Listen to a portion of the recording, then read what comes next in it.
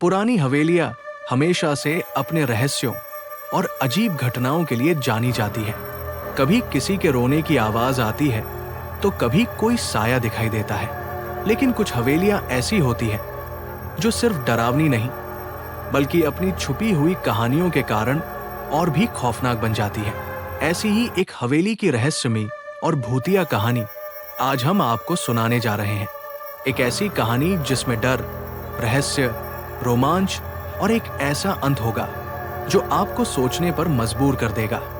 राजस्थान के एक छोटे से कस्बे में एक बेहद पुरानी और सुनसान हवेली थी, ठाकुर हवेली।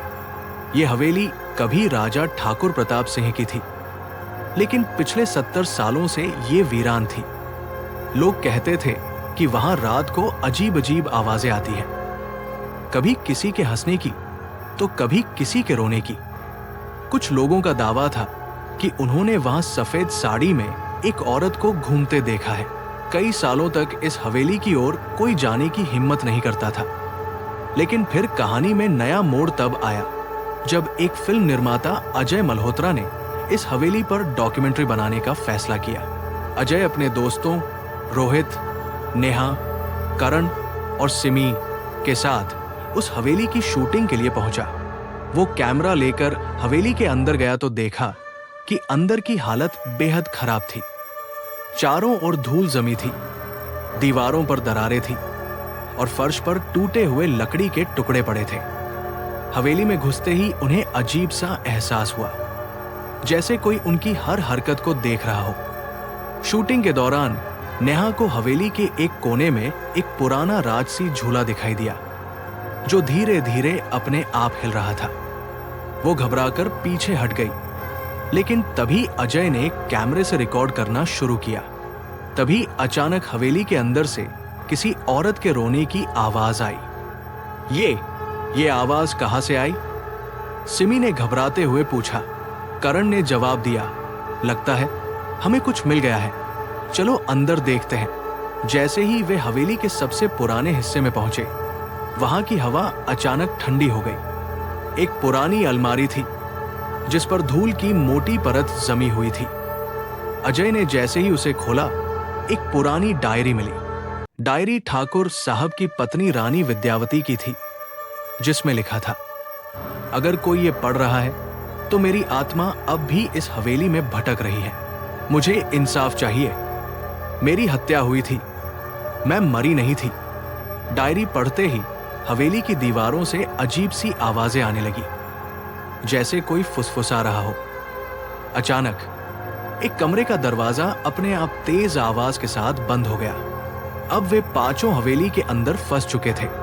तभी उन्हें एक सफेद साड़ी पहने एक औरत की परछाई दिखी। वो धीरे धीरे उनकी ओर बढ़ रही थी। उसकी आंखों से आंसू गिर रहे थे और उसके हाथ खून से सने हुए थे।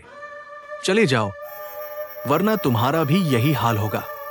नेहा चिल्लाई, हम फंस गए हैं, कोई बाहर निकलने का रास्ता देखो। रोहित ने हिम्मत जुटाकर पूछा, तुम कौन हो? हमें बताओ कि तुम्हारे साथ क्या हुआ था। अचानक हवेली में रखे पुराने आईने में एक भयानक दृश्य दिखने लगा। रानी विद्यावती की हत्या। ठाकुर प्रताप सिंह का छोटा भाई वीरेंद्र सिंह, जो हवेली का असली वारिस बनना चाहता था, उसने ही रानी विद्यावती की हत्या कर दी थी और उसे हवेली में ही दीवार के अंदर चुनवा दिया था। अब सब कुछ साफ हो चुका था। रानी विद्यावती की आत्मा इसलिए भटक रही थी क्योंकि उसकी हत्या का सच कभी सामने नहीं आया था। अजय ने कहा, हमें रानी साहिबा की आत्मा को मुक्ति दिलानी होगी। वे सभी मिलकर हवन और प्रार्थना करने लगे। उन्होंने रानी विद्यावती की आत्मा को इंसाफ दिलाने के लिए पुलिस को हवेली के अंदर की दीवार तोड़वाने को कहा। जब दीवार तोड़ी गई तो वहां एक कंकाल मिला, रानी विद्यावती का। इस खुलासे के बाद धीरे धीरे हवेली का वातावरण बदलने लगा। अजय और उसके दोस्तों ने देखा कि रानी की आत्मा मुस्कुराते हुए हवेली से बाहर जा रही थी, अब हमेशा के लिए मुक्त होने के लिए। तभी हवा में एक आखिरी फुसफुसाहट सुनाई दी, धन्यवाद, अब मैं मुक्त हूं। अचानक हवेली की सारी अजीब आवाजें बंद हो गई और हवेली हमेशा के लिए शांत हो गई।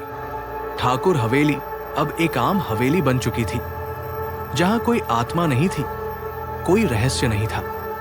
लेकिन जब भी कोई हवेली की कहानी पूछता तो गांव के बुजुर्ग यही कहते, हर हवेली के अपने राज होते हैं, कुछ डरावने, कुछ भयानक। लेकिन कभी कभी भूत भी सिर्फ इंसाफ चाहते हैं।